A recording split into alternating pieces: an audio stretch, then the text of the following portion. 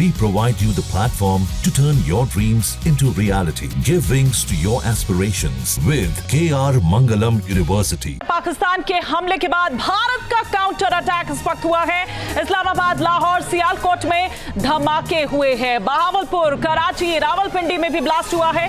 बहावल नगर, फैसलाबाद, गुजरांवाला में भी धमाके हुए हैं। पाकिस्तान के सरगोदा में ये बम धमाके हुए हैं। भारत की कार्रवाई के बारे में थोड़ी ही देर में एनईए के द्वारा भी प्रेस कॉन्फ्रेंस की जाएगी। देखना होगा कि इस प्रेस ब्रीफिंग में क्या कुछ कहा जाता है। राहुल जबास हमारे सहयोगी लगातार बने हुए हैं। राहुल, एक्सटर्नल अफेयर्स की थोड़ी देर में प्रेस ब्रीफिंग होने वाली है, कॉन्फ्रेंस होने वाली है। वेट करना होगा कि क्या कुछ कहा जाता है।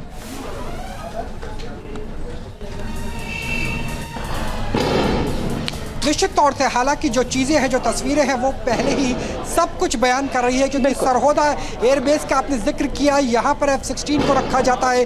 जब F-16 दिया गया था अमेरिका की तरफ से तो ये कहा गया था कि आप इंडिया के खिलाफ उसका इस्तेमाल नहीं करेंगे, यानी ब्रीच ऑफ ट्रस्ट भी हुआ है पाकिस्तान की तरफ से अमेरिका को लेकर के। ऐसे में यूएस के रिएक्शन का भी हमें इंतज़ार करना होगा। जिस तरीके से सर जिक्र कर रहे थे 99 की वॉर के बाद हमें एरोज 2 की ज़रूरत थी, जब हमें इसराइल से नहीं मिला, यूएस से नहीं मिला, तो हमने पृथ्वी एडवांस डिफेंस सिस्टम बनाया, आकाश एडवांस एयर डिफेंस सिस्टम बनाया। अगर 4 किलोमीटर की शॉर्ट रेंज की बात करें तो मैन पोर्टेबल इगला डिवाइस हमारे पास मौजूद है, इगला मिसाइल हमारे पास मौजूद है, और S-400 से ज़्यादा उन्नत पूरा एयर डिफेंस सिस्टम पूरी दुनिया में ही मौजूद नहीं है, चाहे वो थर्ड की भी कंपैरिजन के तौर पर देख लिया जाए। तो भारत के पास डिफेंस भी है, ऑफेंस भी है, निर्भय जैसी मिसाइल भी है क्रूज मिसाइल के तौर पर, और ब्रह्मोस भी है जिसकी कार्ड पाकिस्तान के पास ना अब है ना गलती से जब चल गई थी तब थी। और ये तमाम चीजें अब प्रेस कॉन्फ्रेंस के जरिए बताई जाएगी, और उससे पहले बैठकों का दौर भी चल रहा है। बिल्कुल, आपने ठीक कहा। क्या हम इस प्रेस कॉन्फ्रेंस पे ये उम्मीद भी करें, या जिस तरह से सीडीएस और तमाम जो तीनों सेना अध्यक्ष हैं उनकी राजनाथ सिंह से जिस तरह के साथ बैठक है,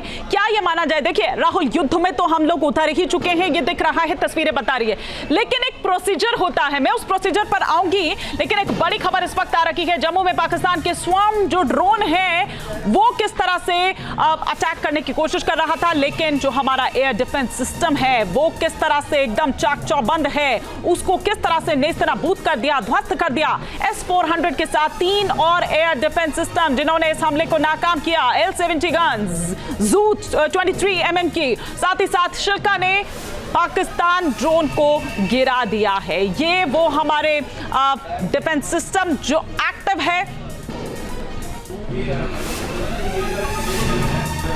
नीरज वाली डिफेंस एक्सपर्ट है हमारे साथ इस वक्त जुड़े हुए हैं। लेकिन सर, मैं आपसे यह समझना चाह रही हूं नीरज सर कि पिछले 72 घंटे में क्या हश्र हुआ है पाकिस्तान का। पाकिस्तान देख चुका है, HQ-9 हो, उसका अवाक सिस्टम हो, बिल्कुल रक्षा कवच पर चोट की है भारत ने, उसके बावजूद इस तरह का दुस्साहस करने की हिमाकत कर रहा है पाकिस्तान।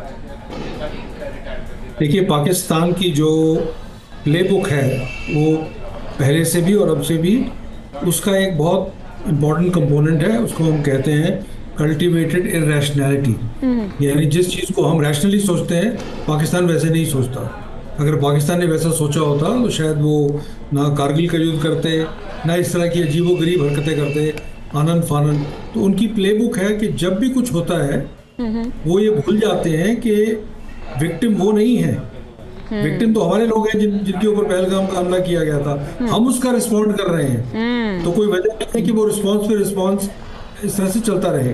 ठीक। इसके बाद मैं ये कहना जरूर चाहूँगा कि पाकिस्तान से हम एक्सपेक्ट कर सकते हैं कि जो रैशनली फौज नहीं करती वो पाकिस्तानी फौज करती है, इसलिए नहीं क्योंकि ज़्यादा बहादुर है या सक्षम है, वो तो बात ही नहीं है, लेकिन क्योंकि उनकी स्ट्रेटेजिक थिंकिंग जो है वो बहुत लिमिटेड है, बहुत शॉर्ट साइटेड है। अब तो उन्होंने रात को किया कल जम्मू में, और जम्मू के में क्यों, अखनूर, जम्मू से लेके उधमपुर के ऊपर भी ड्रोन फ्लाई किया, जैसलमेर तक। इसका क्या एंड गेम क्या है, कोई भी नहीं समझ सकता, क्योंकि पाकिस्तान की इकोनॉमी इस हालत में है कि इस वक्त पाकिस्तान एक प्रॉपर युद्ध करने का सक्षम बिल्कुल नहीं है, वो पाकिस्तानी भी जानते हैं। न्यूज नेशन अब व्हाट्सएप पर खबरों की ताजा अपडेट के लिए न्यूज नेशन के इस QR कोड को स्कैन करें।